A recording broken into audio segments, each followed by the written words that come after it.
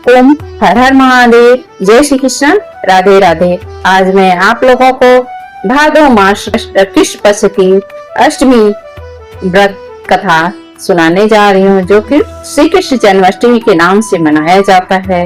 इस तिथि को श्री कृष्ण मथुरा नगरी कंस के कारागार में जन्म लिया था। इस दिन श्री कृष्ण महोत्सव के उपलक्ष्य में मनाया जाता है। मंदिर में जगह जगह कीर्तन झांकियां सजाई जाती हैं। 12 बजे रात तक व्रत रखा जाता है। भगवान का प्रसाद खाकर के व्रत तोड़ा जाता है। दूसरे दिन प्रातः काल इसी उपलक्ष्य में नंद महोत्सव भी मनाया जाता है। भगवान के ऊपर हल्दी, दही, दूध, घी आदि छिड़क करके आनंद से पालने में झुलाया जाता है। अष्टमी के दिन उपवास रखते हैं। मनुष्य 7 जन्मों से छुटकारा पा जाता है जो लोग इस दिन उपवास रखते हैं। धर्म शास्त्रों में पलंग पर देव की सहित श्री कृष्ण का पूजन किया जाता है।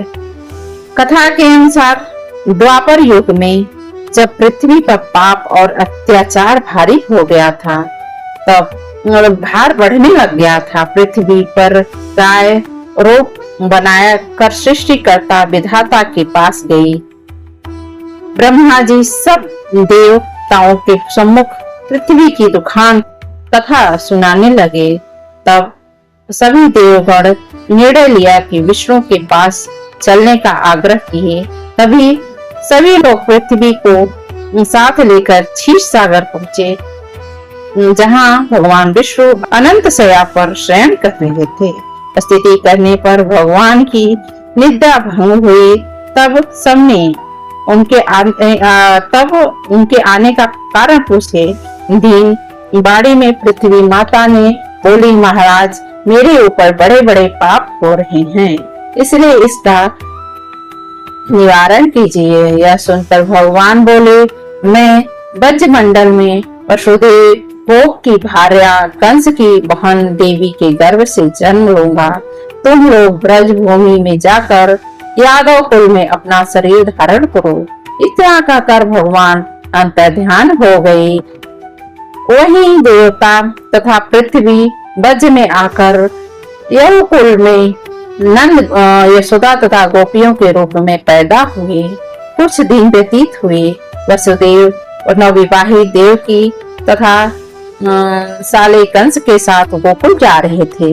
तभी अचानक आकाशवाणी हुई, हे कंस, जिसको तू अपनी बहन समझ करके ले जा रहा है, उसी के गर्भ में काल 8वां पुत्र, इसका 8वां पुत्र तेरा काल बनके आएगा। कंस सुनते ही तलवार निकाला और देवकी को मारने के लिए दौड़ा। ऐसा आकाशवाणी सुनते ही तब वासुदेव ने हाथ जोड़कर कहा, कंसराज, यह औरत बेकसूर है, अबला है, आपका क्या बिगाड़ा है, क्यों मार रहे हो? आपको मारना है तो मुझे मार डालो।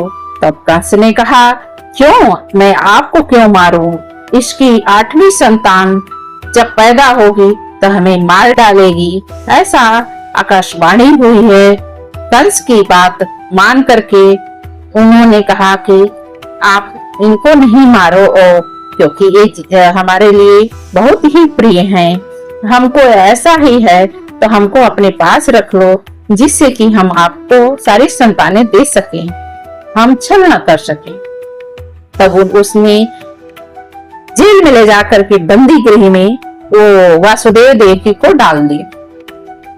फिर उसके बाद में कंस मारता गया। जितने बच्चे होते गए, पापी कंस मारता गया। देवकी अच्छा पुत्र मारे जाने पर पश्चात 7वें पुत्र जब पैदा होने लगे, तब जो कि वही हैं बलराम जी जब पैदा होने वाले, तब वो तो भगवान थे, जो कि शेषनाग के अवतार थे। तभी माया का रूप धारण करके देवी माता ने आई और उनको देवकी के गर्भ से निकाल करके रोहिणी के गर्भ में डाल दिया, जिससे शेषनाग जी तो मरने वाले तो थे नहीं, लेकिन फिर भी ऐसा किया गया माया रूपी करके, क्योंकि कुछ कार्य भगवान स्वयं नहीं करते, उनके साथ भी कुछ लोग को मिलके करना पड़ता है। तो इसलिए बलराम जी भी बच गए। उसके बाद आई हमारे श्री कृष्ण जी की बारी। तब वह देवकी के 7 पुत्र के बाद उसने 8वें पुत्र की बात जब कंस को मालूम हुई तो उसने विशेष रूप से पहरा लगवा दिया। और भादो मास जब आया, कृष्ण पक्ष आया, तब रात के समय शंख चक्र गदाधारी हमारे श्री कृष्ण जी भगवान पद्मधारी भगवान श्री कृष्ण जन्म हुआ। चारों ओर प्रकाश ही प्रकाश फैल गया। जहाँ भगवान का अवतार होगा वहां कितना ही पहरा लगा दो, भगवान के ऊपर कोई पहरा क्या लगा सकता है क्या? ऐसी ही मूर्खता की थी कंस ने, जो कि भगवान के ऊपर पहरा लगाया था, लेकिन पहरा का कोई असर नहीं हुआ। पहरेदार सारे सो गए, सारे जगह प्रकाश ही प्रकाश फैल गया। उधर कंस भी सो गया, सब उनके पहरादार सो गए। कितनी भी जो भी जगह जगह ताले थे टूट गए अपने आप। तब लीलाधारी भगवान की यह लीला देख करके वासुदेव देव की उनके चरणों में गिर पड़े। भगवान श्री कृष्ण ने बालक रूप में होकर अपने को गोकुल नंदन के घर पहुंचाने को भावों से वहां से कन्या ला करके कंस को सौंपने का आदेश दिया। यह वासुदेव जब सुने तो ऐसा ही की। जब वासुदेव श्री कृष्ण को गोकुल लेकर चलने लगे, तभी उनके हाथ की हथकड़ियां झटपट खुल गई, तड़ातड़ टूट गई। दरवाजे अपने आप खुलने लगे। पहरादार सोए हुए थे, नजर नहीं आ रहे थे। वासुदेव ने जब श्री कृष्ण जी को लेकर यमुना में प्रवेश किया तो यमुना जी पढ़ने के बजाय खूब पढ़ करके उनके पैर छू के फिर घटने लगे। चरण पकड़ छूने के बाद चढ़े छोड़े को ललायत यमुना जी श्री कृष्ण द्वारा पैर लटका देने पर बिल्कुल घट गई, एकदम सूख गई। वासुदेव यमुना पार कर गोकुल गए। वहां खुले दरवाजे तथा सोई हुई यशोदा को देखकर बालक श्री कृष्ण को वहां सुला दिया। सोई हुई कन्या को लेकर के चले आए। जब वासुदेव ने कन्या को लेकर आए तो जेल के दरवाजे पूर्णतः बंद हो गए, क्योंकि ये भगवान की महिमा का चमत्कार है। वासुदेव के हाथ में उन्होंने जब रोते हुए कन्या की आवाज सुनी तब जगा और अपने गढ़ों से कन्या रोदन सुन करके तुरंत कंस ने पास जाकर के खबर सुना और कहा।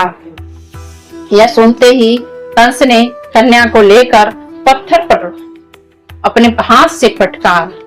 तुरंत वह कन्या हाथ से निकली और छूट करके आकाश में उड़ गई और कहा, हे कंस, तुम हमें क्यों मार रहा है? तुम्हें मारने वाला तो स्वयं गोकुल में जन्म ले चुका है, मथुरा में जन्म ले चुका है। साक्षात मैं देवी हूँ, मुझे मार के तू क्या पाएगा? हे कंस, तू ऐसा क्यों कर रहा है?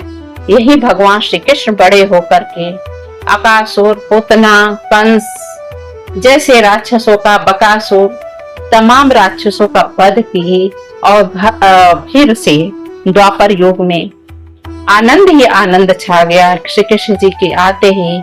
तो यह कथा आपको कैसी लगी? क्योंकि हमारे श्री कृष्ण जी की कथा है। जहाँ श्री कृष्ण जी की भक्ति होती है वहाँ स्वयं हमारे विष्णु भगवान, राम जी, श्री कृष्ण जी सब एक ही हैं, सब निवास कर जाते हैं। तो हमारे श्री कृष्ण जी की कथा अन्य जनों को शेयर कीजिए और लाइक करिए, सब्सक्राइब करिए, और कथा अच्छी लगी हो जरूर लाइक करिए। ओम हर हर महादेव, जय श्री कृष्णा।